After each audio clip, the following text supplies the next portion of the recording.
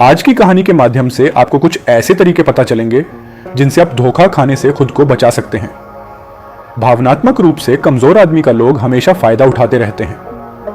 हम सब ने देखा होगा, अपने आसपास जो भी इंसान नरम दिल का होता है, यानी कि भावनात्मक रूप से करुणावान होता है, वह अपनी करुणा से बस दूसरों की सहायता तो कर देता है, लेकिन बदले में उसे हमेशा धोखा ही मिलता है। तो क्या एक इंसान को भावनात्मक नहीं होना चाहिए? क्या उसे दूसरों पर भरोसा नहीं करना चाहिए? दूसरों की सहायता नहीं करनी चाहिए? क्या करुणावान और संवेदनशील होना गुनाह है?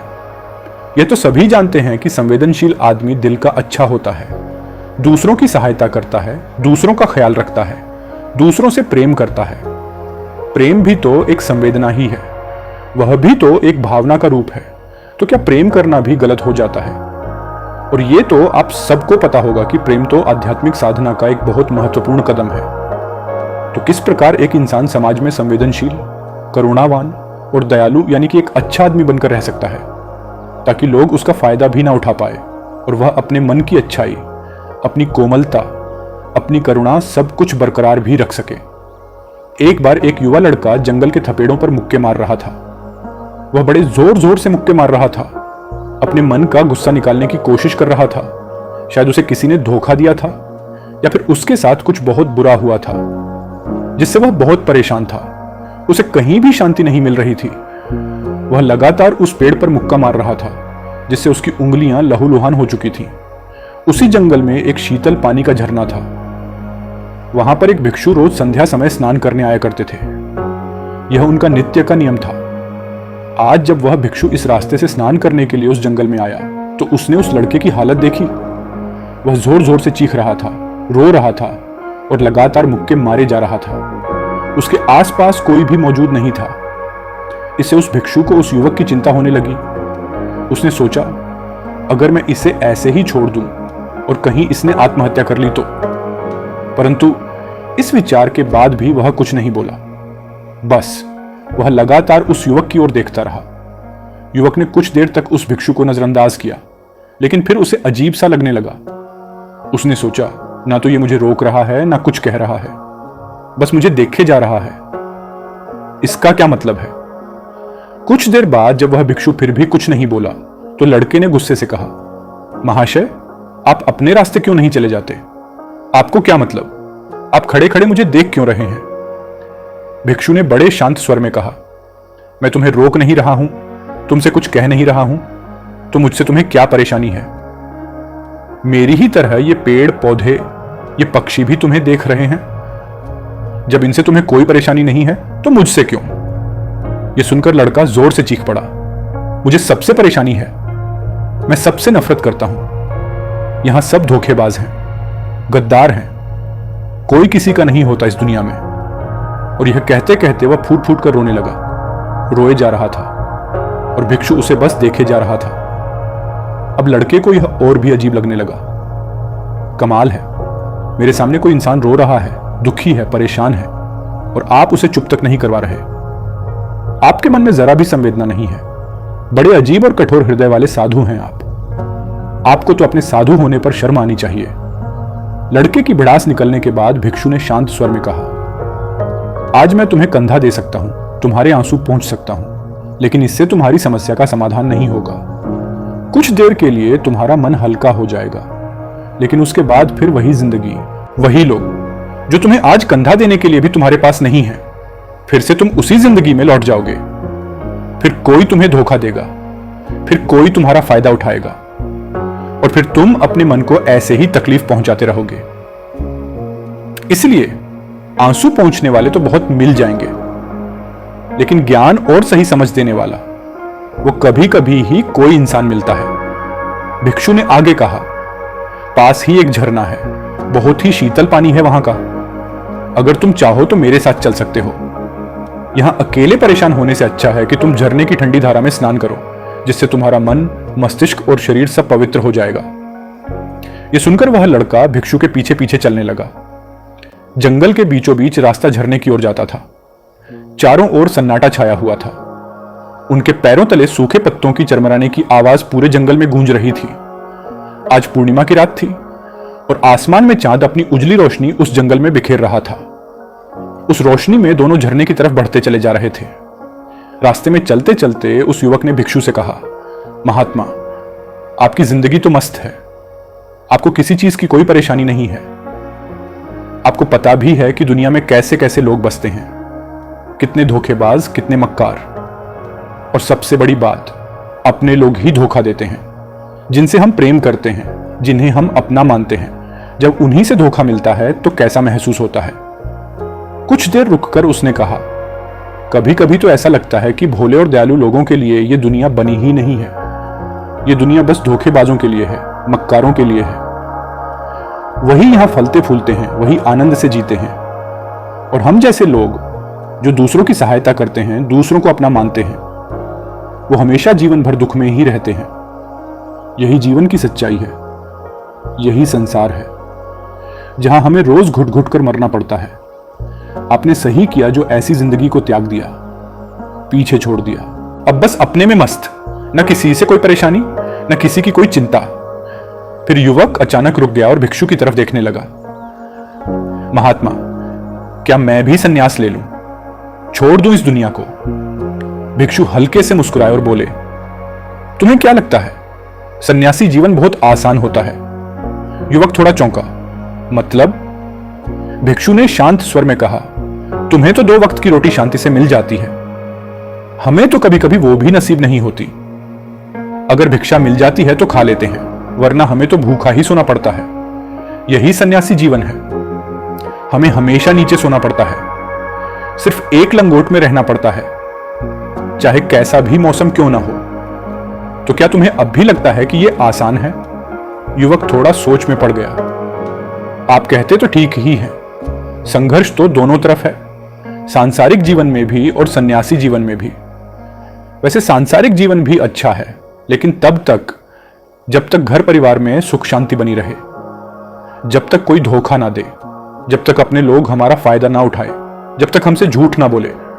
लेकिन जैसे ही कोई धोखा दे देता है, जीवन नर्क बन जाता है।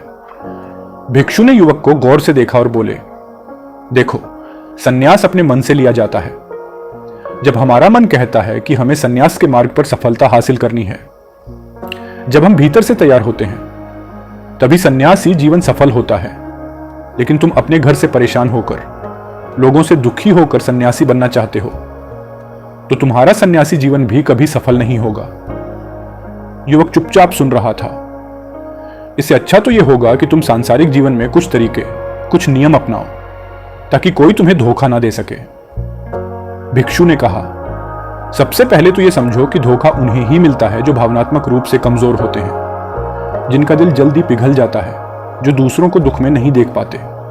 ऐसे लोगों के साथ धोखे होने की संभावना सबसे ज्यादा होती है, क्योंकि कोई भी आदमी अपनी परेशानी बताकर, अपने को दुखी दिखाकर तुम्हारा फायदा उठा सकता है। क्या पता वो झूठ बोल रहा हो, क्या पता वो सिर्फ दुखी होने का अभिनय कर रहा हो, लेकिन तुम्हें तो सच ही लगेगा। और जब कुछ समय बाद तुम्हें पता चलता है कि तुम्हारे साथ धोखा हुआ है, तब तुम्हारा मन अंदर से टूट जाता है। इसलिए सबसे पहली बात, किसी को यह एहसास मत होने दो कि तुम भावनात्मक रूप से कमजोर हो, कि तुम्हारा दिल अंदर से नर्म है।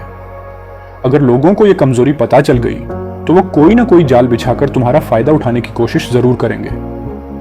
युवक ध्यान से सुन रहा था। दूसरी बात, हम बहुत जल्दी दूसरों पर विश्वास कर लेते हैं, और यही आदत हमें सबसे ज्यादा नुकसान पहुंचाती है। किसी से मिले हुए सिर्फ 2 दिन हुए नहीं, और हम उन्हें अपना सब कुछ मान लेते हैं, उन पर पूरा भरोसा करने लग जाते हैं, और फिर तीसरे ही दिन वो भरोसा टूट जाता है और हम धोखा खा जाते हैं, फिर परेशान होते हैं। इसलिए कभी भी किसी पर जल्दी भरोसा मत करो। हर चीज को समय दो, हर रिश्ते को समय दो। समय के साथ ही तुम्हें समझ आएगा कि सामने वाला इंसान वास्तव में कैसा है। युवक सिर हिलाने लगा। हां, यह बात तो सही कह रहे हैं आप। तीसरी बात, चापलूस लोगों से बचो। भिक्षु बोले, कुछ लोगों की आदत होती है चापलूसी करने की। वो तुम्हारे सामने तुम्हारी बड़ाई करेंगे, तुम्हारी तारीफ करेंगे, और तुम्हें लगेगा कि यह इंसान कितना अच्छा है। लेकिन असल में यह एक जाल होता है, जिससे वो तुम्हारा दिल जीत सकें और बाद में फायदा उठा सकें। युवक की आंखें बड़ी हो गईं। तो फिर बचें कैसे? भिक्षु मुस्कुराए। अगर तुम उनकी चापलूसी से प्रभावित ही नहीं होंगे तो वो कुछ समय बाद खुद ही चुप हो जाएंगे। इसलिए किसी के सामने दिखावा मत करो, वरना तुम आकर्षण का केंद्र बन जाओगे। लोगों को लगेगा कि तुम्हारे पास बहुत पैसा है, और फिर वही लोग जो धोखा देना चाहते हैं तुम्हारे करीब आने की कोशिश करेंगे। युवक अब सोच में पड़ चुका था। भिक्षु ने झरने की ओर इशारा किया। हम झरने के पास पहुंच चुके हैं। युवक ने भी महसूस किया कि अब हवा ठंडी हो गई थी। वहां से ठंडी ठंडी हवाएं बह रही थी। युवक ने गहरी सांस ली और धीरे धीरे झरने की ओर बढ़ने लगा। भिक्षु ने ढलान की तरफ बढ़ते हुए कहा, सांसारिक जीवन में एक बात समझने की जरूरत होती है। हम जिसकी सहायता कर रहे हैं, चाहे धन से, शारीरिक रूप से या किसी भी रूप में, हमें यह ख्याल रखना चाहिए कि सामने वाला भविष्य में हमारी सहायता करने योग्य भी है या नहीं। अगर किसी को पैसा उधार दे रहे हो तो सोचो, क्या उसके पास कोई आय का साधन है? क्या वो कल तुम्हें वापस कर पाएगा या नहीं? युवक गंभीर होकर सुन रहा था। अगर वो नहीं लौटा पाएगा तो क्या होगा? तुम्हें तकलीफ होगी, तुम्हें दुख होगा। इंसान करुणा बस भिखारियों को भी भीख देता है, लेकिन वहां पर समस्या नहीं होती, क्योंकि वो छोटी धनराशि होती है। अगर वो वापस नहीं भी आया तो भी ज्यादा फर्क नहीं पड़ेगा। लेकिन अगर तुम किसी ऐसे इंसान को उधार दोगे जो कभी लौटा ही नहीं पाएगा, तो उतना ही दो जिससे तुम्हारे ऊपर कोई बोझ न पड़े। अगर वो वापस भी न लौटाए तो भी तुम्हें ज्यादा दुख ना हो। अब तक वे दोनों झरने पर पहुंच चुके थे। दोनों ने अपने कपड़े उतारे और उस शीतल निर्मल बहते हुए पानी में कूद पड़े। पानी बहुत ठंडा था। दोनों की थकान, सारी उदासी पल भर में ही दूर हो गई। स्नान के बाद वे एक पेड़ के नीचे झरने के सामने बैठकर बातें करने लगे। भिक्षु ने युवक की तरफ देखा और कहा, सबसे पहले शुरुआत में ही लोगों को नजरअंदाज करना सीखो। युवक ने चौंक कर पूछा, मतलब ये कि जब तुम किसी को शुरुआत में नजरअंदाज करते हो तो जो लोग सिर्फ लालच की वजह से तुम्हारे पास आ रहे थे उनकी छंटनी हो जाएगी। अगर तुम उन्हें इग्नोर करोगे, वो एक दो बार कोशिश करेंगे, फिर खुद ही दूर हो जाएंगे। लेकिन जो इंसान तुम्हारी अच्छाई, तुम्हारी इंसानियत देखकर तुम्हारे पास आया होगा, वो नजरअंदाज करने के बावजूद भी तुम्हारे करीब रहेगा। और यही एक सच्चे इंसान की पहचान होती है। युवक ध्यान से सुन रहा था। जो हमारे अपने होते हैं उनसे हम लड़ भी लेते हैं, झगड़ भी लेते हैं, लेकिन फिर भी कुछ समय बाद हम एक हो जाते हैं। यही तो परिवार का मतलब होता है। इसीलिए शुरुआत में ही अनजान लोगों को नजरअंदाज करना सीखो। धोखेबाज, मक्कार लोग तुम्हारे पास आ ही नहीं पाएंगे। भिक्षु ने अब गंभीर स्वर में कहा, अब मैं तुम्हें आखिरी सीख देता हूं, और यह सबसे ज्यादा महत्वपूर्ण है। अगर तुमने सब कुछ कर लिया फिर भी धोखे मिल सकते हैं, लेकिन अगर तुम अपनी आंखें, अपने कान और अपना दिमाग खोलकर रखोगे तो तुम ध्यान करोगे, होश में रहोगे, तो तुम्हें इंसान की आंखें देखते ही समझ आ जाएगा कि उसे तुमसे क्या चाहिए। लोगों की आंखों में ही सब कुछ छुपा होता है, बस हम ही अपनी आंखें मुंह कर रखते हैं। युवक अब पूरी तरह बदल चुका था। उसे समझ आ चुका था कि किस पर भरोसा किया जाए और किस पर नहीं। दोनों जंगल से बाहर आ चुके थे। युवक अब आत्मविश्वास से भरा हुआ था। उसने भिक्षु के चरणों में झुककर धन्यवाद दिया और अपने घर की ओर बढ़ गया। भिक्षु ने मुस्कुराते हुए उसे जाते हुए देखा और फिर अपनी राह पर आगे बढ़ गया। दोस्तों, किसी पर भी भरोसा करने से पहले उसे अच्छे से समझो, जानो, समय दो, फिर भरोसा करो। हमें आशा है कि आपको यह वीडियो पसंद आई होगी। इसी तरह की और प्रेरणादायक वीडियो देखने के लिए हमारे चैनल को सब्सक्राइब करें। मिलते हैं अगली प्रेरणादायक कहानी के साथ। धन्यवाद।